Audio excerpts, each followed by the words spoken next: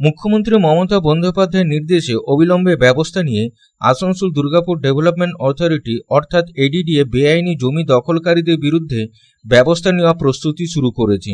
দখলদারীদের রুখতে আসানসোল দুর্গাপুর উন্নয়ন পর্ষদ স্থানীয় বাসিন্দাদের জন্য আসানসোল ও দুর্গাপুরে পৃথক হেল্পলাইন নাম্বার চালু করল।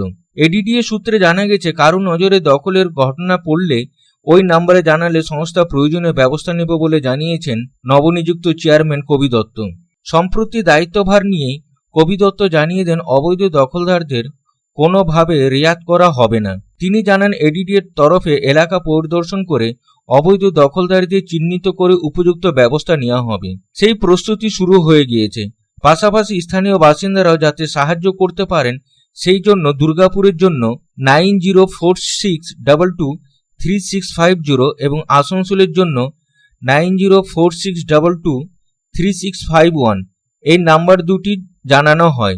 এডিডিএ সূত্রে জানা গেছে 25শে জুন থেকে নাম্বার দুটিতে অভিযোগ জানানো হবে।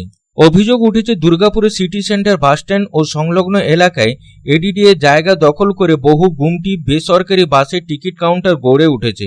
ফলে যেমন সরকারি জমি দখল হয়েছে, সাধারণ মানুষের সমস্যা ও শহরের সৌন্দর্য নষ্ট হচ্ছে। তাছাড়া সিটি সেন্টার সংলগ্ন এলাকার ফুটপাতও বহু জায়গা দখল হয়ে গিয়েছে বলে জানান। এডিডিএর পক্ষ থেকে দ্রুত উপযুক্ত পদক্ষেপের আশ্বাস দেওয়া হয়েছে। শুধু দুর্গাপুর শহরের সিটি সেন্টার নয়, যেখানে পারছে দখল করে নিচ্ছে জায়গা। দুর্গাপুর ও আসানসোল আবর্জনা ডাম্পিং ইয়ার্ডে পরিণত হয়েছে। আশেপাশের লোকজন এসে জায়গা দখল করে 4 জনকে বসিয়ে দিচ্ছে। দুর্গাপুরে উন্নয়নের জন্য দখলদারদের কোনো মাথা ব্যথা নেই। বর্তমানে দুর্গাপুরের জনসংখ্যা প্রায় 9 থেকে 10 লক্ষ।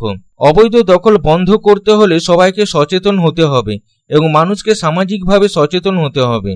এডিডিএ অবৈধ দখল বন্ধ করতে যথাযথ পদক্ষেপ নেবে। কলকাতা, শিলিগুড়ি, দীঘা, পুরীগামী ভলভো বাসের ছোট ছোট কিয়স্ক, দোকান, কাউন্টার, ইস্পাতনগরী, দুর্গাপুর শহরে সিটি সেন্টার বাসস্ট্যান্ড ও আশেপাশে এলাকায় অবৈধভাবে এডিডিএ জমি দখল করে নেওয়া হয়েছে। এদিকে শহরে সিটি সেন্টার এডিডিএ জমি দখল করে গড়ে তোলা অবৈধ কাউন্টার, দোকান শহরের প্রাণকেন্দ্রে সৌন্দর্যকে বাধা প্রদান করছে।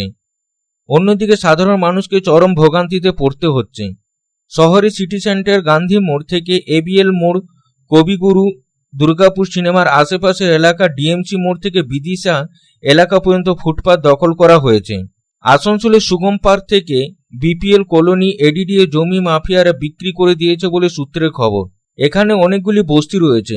সব থেকে বড় প্রশ্ন, এই অবৈধ জমি দখল করে গড়ে ওঠা বস্তিগুলির বিরুদ্ধে এডিডিএ কোনো ব্যবস্থা নিতে পারবে কিনা।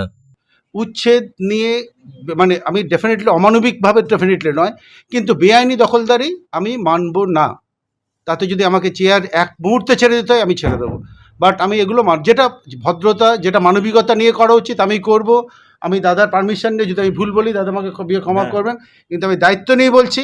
বা এই যে জায়গা এডিডিএ আমরা বিডিং শুরু করে 60 লাখ 70 লাখ থেকে বিডিং শুরু হয় কাঠা, সেই জায়গা যদি কেউ অনধিকারে যদি জোর করে দখল করে থেকে থাকে, I am the last person to bother. যদি কোনো থাকে মানবিকতা, কিন্তু আমরা বলছি মানবিকতাকে উপেক্ষা করে নয়, সব কিছু করে। সঞ্জয় ভান্ডারের রিপোর্ট, পাবলিক টাইমস। आपके सपनों की नींव हो सबसे मजबूत, उसे दीजिए मजबूती का डोज। JBG Hexa TMT, मजबूती का डोज पक्का है।